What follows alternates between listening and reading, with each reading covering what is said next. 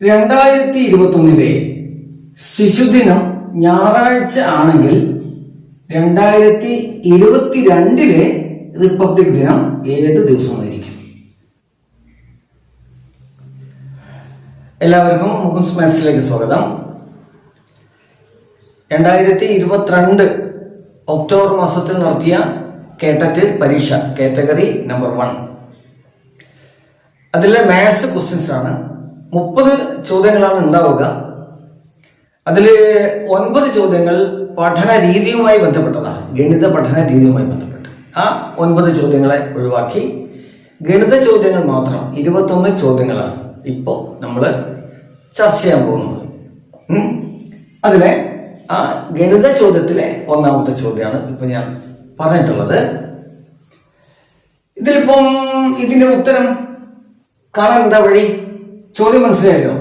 2022 republic ദിനം ഏത് ദിവസമായിരിക്കും?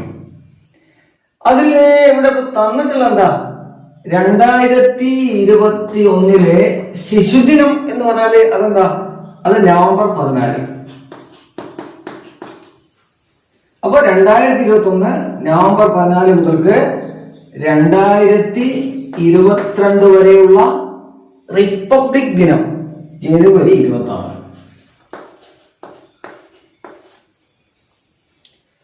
ഇതെന്താണ്? ഞായറാഴ്ചയാണ്. ഇത് ഞായർ എങ്കിൽ ഇത് എന്തായിരിക്കും എന്നാണ് ചോദിച്ചിരിക്കുന്നത്. അത്ര ബുദ്ധിമുട്ടുള്ള കാര്യമല്ല. ആദ്യം എന്ത് വേണം? 2021 നവംബർ 14 മുതൽക്ക് 2022 ജനുവരി 26 വരെ എത്ര ദിവസങ്ങളുള്ളത് കണ്ടുപിടിക്കണം. അപ്പൊ നവംബർ 14 ആവുമ്പോൾ നവംബർ 14 അടക്കം നവംബർ മാസത്തില് എത്ര ഉണ്ടാവും? ആദ്യ നവംബറിൽ 30 ദിവസമല്ലോ. അപ്പൊ 13 കഴിച്ച് നവംബറിൽ 17, ഡിസംബറിൽ 31, ജനുവരി 26. എത്ര വന്നു? 57, 17, 74 വന്നു. ആകെ ദിവസങ്ങളാണ് 74. ഇനിയിപ്പോ ഈ ആഴ്ച കണ്ടുപിടിക്കാൻ, ഒരാഴ്ച എന്ന് പറയുന്നത് 7 ദിവസമാണല്ലോ. ഇതിന് 7 കൊണ്ട് ഹരിക്കുന്നു, 10 കിട്ടുന്നു. ശിഷ്ടം 4. ഈ ശിഷ്ടം 4 എന്ന് പറഞ്ഞാല് എന്താ? ഒരാഴ്ച എന്ന് പറഞ്ഞാല് ഞായർ മുതൽക്ക് ശനി വരെയാണല്ലോ. അപ്പൊ ശനി വരെയുള്ള കാര്യം നമ്മൾ തീരുമാനിച്ചു. ബാക്കി അങ്ങോട്ട് 4 ദിവസമാണ്. അതാണ് ശിഷ്ടം. ശനി കഴിച്ച് ബാക്കിയുള്ള ദിവസം ഏതൊക്കെയാ? 4 ദിവസമാണ്. ഞായർ, തിങ്കൾ, ചൊവ്വ, ബുധൻ. അപ്പം ഇതിന്റെ ഉത്തരം എന്താണ്? സി, ബുധനാണ്. ഇതിപ്പോ ഇങ്ങനെ വിശദമായിട്ട് പറഞ്ഞതിനാണെന്നറിയോ? ഇങ്ങനെ ബോർഡിലൊന്നും ചെയ്യേണ്ട ആവശ്യമില്ല, നോട്ട് പുസ്തകമൊന്നും ചെയ്യേണ്ട ആവശ്യമില്ല. ഇതൊക്കെ മനസ്സിൽ തന്നെ കണക്കൂട്ടി ചെയ്യാൻ വേണ്ടി, മനസ്സിൽ കണക്ക് കൂട്ടാൻ വേണ്ടിയുള്ള വഴി തൽക്കാലം ബോർഡിൽ ചെയ്ത് കാണിച്ചു തന്നെയുള്ളൂ. 1 മിനിറ്റ് മാക്സിമം കൊണ്ട് ഇതിന്റെ ഉത്തരം കണ്ടുപിടിക്കണം. ഇതിലുള്ള എല്ലാ ചോദ്യങ്ങളും നമ്മൾ അങ്ങനെയാണ് ചെയ്യാൻ പോകുന്നത്. അതായത് പരമാവധി മനസ്സിൽ തന്നെ കാൽക്കുലേറ്റ് ചെയ്യുക, ഉത്തരം കണ്ടുപിടിക്കുക. ഓക്കെ, അപ്പൊ അതിന് ശ്രദ്ധിക്കേണ്ടതെന്ന് വെച്ചാൽ, ഞാനിപ്പോ ബോർഡ് ചെയ്യും. ബോർഡ് ചെയ്യുന്നത് യഥാർത്ഥത്തില് മനസ്സിൽ ചെയ്യേണ്ട കാര്യം ബോർഡിൽ ചെയ്ത് കാണിക്കുന്നു എന്നെയാണ്. ഓക്കെ, ഇനി ബാക്കിയുള്ള ചോദ്യങ്ങളിലേക്ക് പോകാം. ഇത് കണ്ടില്ലേ? x ഇതെന്താ? 1 ആണോ i ആണോ എന്ന റോമൻ സംഖ്യ ഏത് സംഖ്യയെ സൂചിപ്പിക്കുന്നു? അപ്പൊ ഇത് 1 ആണ്. ഇതൊരു റോമൻ സംഖ്യയാണ്. അത് നമ്മുടെ സാധാരണ ഏത് സംഖ്യയെ സൂചിപ്പിക്കുന്നു എന്നാണ് ചോദിച്ചിരിക്കുന്നത്. ഇതിലിപ്പം m എന്ന അക്ഷരം റോമൻ അക്കം അല്ലെ, അത് ഏത് സംഖ്യയാണ് സൂചിപ്പിക്കുന്നത്? m, അത് 1000 ആണ്. m 1000. ഇവിടെ എത്ര m ഉണ്ട്? 2 m ഉണ്ട്. അപ്പൊ ഇതെന്ത് വരും? mm 2000. പിന്നെ x എല്ലാവർക്കും അറിയാം, അത് 10നെയാണ് സൂചിപ്പിക്കുന്നത്. അപ്പൊ 2 10, 2000, 2 10, 2 1 എത്ര വരും? 2022. ഇതിലെ ഓപ്ഷൻ എ തന്നെയാണ് അതിന്റെ ഉത്തരം. ഓക്കെ, തന്ത്രസംഗ്രഹം എന്ന ഗണിതശാസ്ത്രം ഗ്രന്ഥം രചിച്ചത് ആരാണ്? ബൈഹാർട്ട് പഠിച്ച് ഉത്തരം എഴുതേണ്ടതാണ്. ഉത്തരം പറയാം. കേളല്ലൂർ നീലകണ്ഠ സോമയാജി. അതാണ് ഈ ചോദ്യത്തിന്റെ ഉത്തരം. തന്ത്ര സംഗ്രഹം എന്ന പുസ്തകം എഴുതിയത് ഗണിത പുസ്തകമാണ്, ഗണിതശാസ്ത്ര ഗ്രന്ഥമാണ്. അത് എഴുതിയതാണ് കേവല്ലൂർ നീലകണ്ഠ സ്വാമിയാജി. അടുത്ത ചോദ്യം, താഴെ തന്നിരിക്കുന്നവയിൽ ഏറ്റവും ചെറുത് ഏത്? 4 ഓപ്ഷൻസ് ആണ്. 17/10, 25/15, 12/7, 7/5. 17/10, 25/15, 12/7, 7/5.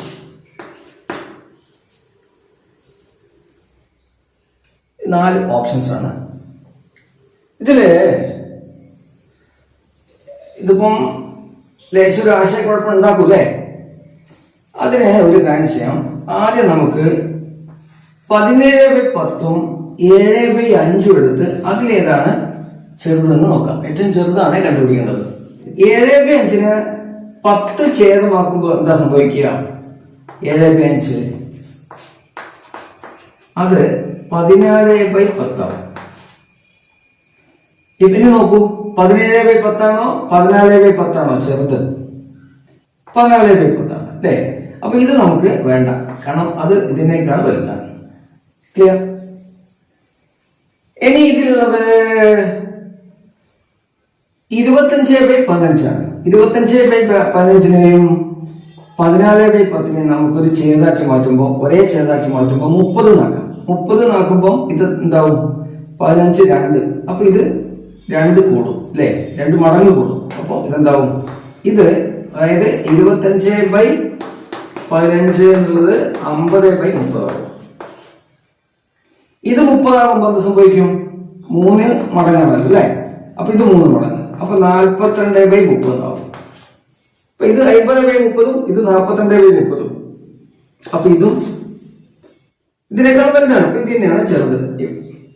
ഇനി ഇതിനൊരു എതിരാളി മാത്രമേ ഉള്ളൂ, 12/7. അതായത് 7/5, 12/7. ഇതിലേതാണ് ചെറുതെന്ന് മാത്രമേ നോക്കേണ്ടുള്ളൂ. മറ്റേ 2 ഭിന്നസംഖ്യകളും 7/5 വലുതാണെന്ന് മനസ്സിലായി. അതിനെന്താ വഴിയെന്നറിയോ? ഇതാ, ഈ ഛേദം കൊണ്ട് ഈ അംശത്തെ ഗുണിക്കുക, ഈ ഛേദം കൊണ്ട് ഈ അംശത്തെ ഗുണിക്കുക. ഇത് ഗുണിച്ചാൽ ഇവിടെ 49 കിട്ടും, ഇത് ഗുണിച്ചാൽ ഇവിടെ 60 കിട്ടും. ഇത് ഏതാ ചെറുത്? 49 ആണല്ലോ. അപ്പൊ 7/5 ആണ് ഇതില് ചെറുത്. ഇങ്ങനെയാണ് ഇതിന്റെ ഉത്തരം കണ്ടുപിടിക്കുക. ഇനി വേറെ ഏതെങ്കിലും രീതി ഉണ്ടെങ്കിൽ നിങ്ങൾക്ക് നോക്കാം. അടുത്ത ചോദ്യം, ഗണിതശാസ്ത്രത്തിൽ മികച്ച സംഭാവനകൾ നൽകുന്ന വ്യക്തിക്ക് Norwegian Academy of Science and Letters ഏർപ്പെടുത്തിയ പുരസ്കാരം ഏത്? 4 ഓപ്ഷൻസ് ഉണ്ട്. തൽക്കാലം ഞാൻ അതിന്റെ ഉത്തരം മാത്രം പറയാം. ആബേൽ പുരസ്കാരമാണ് ഈ ചോദ്യത്തിന്റെ ഉത്തരം. അടുത്തത്, 3 അക്കങ്ങളുള്ള എണ്ണൽ സംഖ്യകളിൽ 39ന്റെ ഏറ്റവും വലിയ ഗുണിതം ഏത്? 3 അക്കമുള്ള സംഖ്യയാണ്. ഇവിടെ ഇപ്പം 4 ഓപ്ഷൻസ് തന്നിട്ടുണ്ട്. 999, 989, 975, 963. ഇങ്ങനെ 4 ഇതിന്റെ ഉത്തരം ഇപ്പൊ നമുക്ക് കണ്ടുപിടിക്കണ്ടേ?